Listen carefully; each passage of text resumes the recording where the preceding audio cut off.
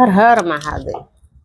स्वयंभू मनु और शत्रुपा की ऋषियों की तथा दक्ष कन्याओं की संतानों का वर्णन तथा सती और शिव की महत्ता का प्रतिपादन। ब्रह्मा जी कहते हैं, नारद तदंतर सूक्ष्म भूतों को कला से लेकर युग पर्यंत जो काल विभाग है उनकी रचना की।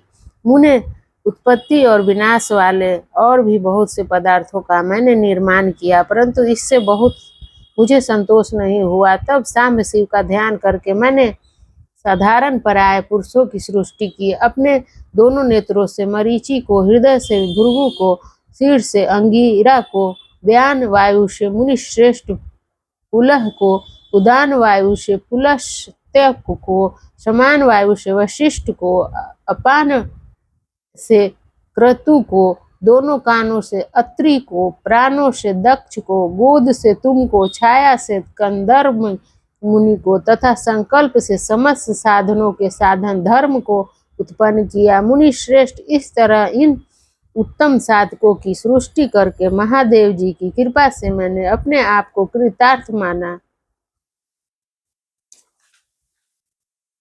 अपने विभिन्न अंगों से देवता, असुर आदि के रूप में असंख्य पुत्रों की सृष्टि करके उन्हें भिन्न भिन्न शरीर प्रदान किए। मुने तदंतर अंतर्यामी भगवान शंकर की प्रेरणा से अपने शरीर को 2 भागों में विभक्त करके मैंने 2 रूप वाला हो गया। नारद, आधे शरीर से मैं स्त्री हो गया और आधे से पुरुष। उस पुरुष से उस स्त्री के गर्भ से सर्व साधन समर्थ उत्तम जोड़े को उत्पन्न किया। उस जोड़े में जो पुरुष था वही स्वयंभू मनु के नाम से प्रसिद्ध हुआ। स्वयंभू मनु उच्च कोटि के साधक हुए तथा जो स्त्री हुई वह शत्रुपा कहलाई। उन्होंने शत्रुपा से प्रियव्रत और उतानपाद नामक 2 पुत्र और 3 कन्याएं उत्पन्न की। कन्याओं के नाम थे आकुति, देवहूति और प्रसूति। मनु ने आकुति का विवाह प्रजापति रुचि के साथ किया। मंझली पुत्री देवहूति का कंदर्प को ब्याह दी और उतानपाद की सबसे छोटी बहन प्रसूति प्रजापति दक्ष को ब्याही गई। उनकी संतान परंपराओं से समस्त चराचर जगत व्याप्त है। रुचि के आकुति से गर्भ से यज्ञ और दक्षिणा नामक स्त्री पुरुष का जोड़ा उत्पन्न हुआ। यज्ञ के दक्षिणा से 12 पुत्र हुए। मुने कंदर्प द्वारा देवहूति के गर्भ से बहुत सी पुत्रियां उत्पन्न हुई। दक्ष के प्रसूति से 24 कन्याएं हुई। उनमें से श्रद्धा आदि 13 कन्याओं का विवाह दक्ष ने धर्म के साथ कर दिया। मुनीश्वर, धर्म की उन पत्नियों के नाम सुनो: श्रद्धा, लक्ष्मी, ध्रुति, तुष्टि, पुष्टि, मेघा, क्रिया, बुद्धि, लज्जा, वासु, शांति, सिद्धि और कीर्ति। ये सब 13 हैं।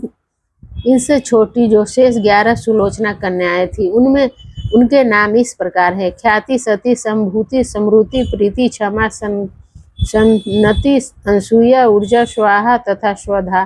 भृगु, शिव, मरीच, अंगिरा, मुनि, पुलस्त्य, पुलह, मुनिश्रेष्ठ, कर्तु, अत्रि, वशिष्ठ, अग्नि और पितरों ने क्रमशः इन ख्याति आदि कन्याओं का पानी ग्रहण किया। भृगु आदि मुनि श्रेष्ठ साधक हैं। उनकी संतानों से चराचर प्राणियों सहित सारे त्रिलोक की भरी हुई है।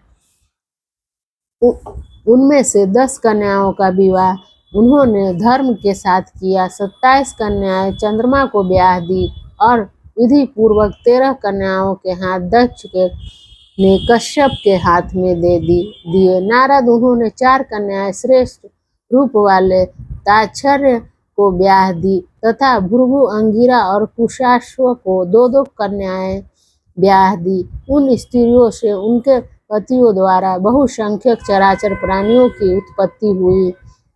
इस तरह भगवान शंकर की आज्ञा से ब्रह्मा जी ने भली भांति सृष्टि की पूर्व काल में सर्वव्यापी शंभु ने जिन्हें तपस्या के लिए प्रकट किया था तथा रुद्रदेव ने त्रिशूल के अग्रभाग पर रखकर जिनकी सदा रक्षा की है, वे ही सती देवी लोकहित का कार्य संपादित करने के लिए दक्ष से प्रकट हुई थी। उन्होंने भक्तों के उद्धार के लिए अनेक लीलाएं की। इस प्रकार देवी शिवा ही सती होकर भगवान शंकर से ब्याही गई, किंतु पिता के यज्ञ में पति का अपमान देखकर देख उन्होंने अपने शरीर को त्याग दिया और फिर उसे ग्रहण नहीं किया, वे अपने परम पद को प्राप्त हो गई। फिर देवताओं की प्रार्थना से वे ही शिवा पार्वती रूप में प्रकट हुई और बड़ी भारी तपस्या करके पुनः भगवान शिव को उन्होंने प्राप्त कर लिया। मुनीश्वर इस जगत में उनके अनेक नाम प्रसिद्ध हुए। उनके कालिका, चंडिका, भद्रा,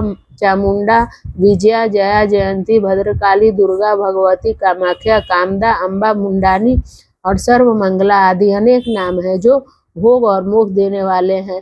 यह सभी नाम उनके गुण और कर्मों के अनुसार है। मुनि श्रेष्ठ नारद, इस प्रकार मैंने सृष्टि कर्म का तुमसे वर्णन किया है। ब्रह्मांड का यह सारा भाग भगवान शिव की आज्ञा से मेरे द्वारा रचा गया है। भगवान शिव को पर ब्रह्मा परमात्मा कहा गया है। मैं विष्णु तथा रुद्र ये तीन देवता गुण भेद से उन्हीं के रूप बतलाए गए हैं। वे मनोरम शिव लोक में शिवा के साथ स्वच्छंद विहार करते हैं। भगवान शिव स्वतंत्र परमात्मा है, निर्गुण और सगुण भी वे ही है। हर हर महादेव।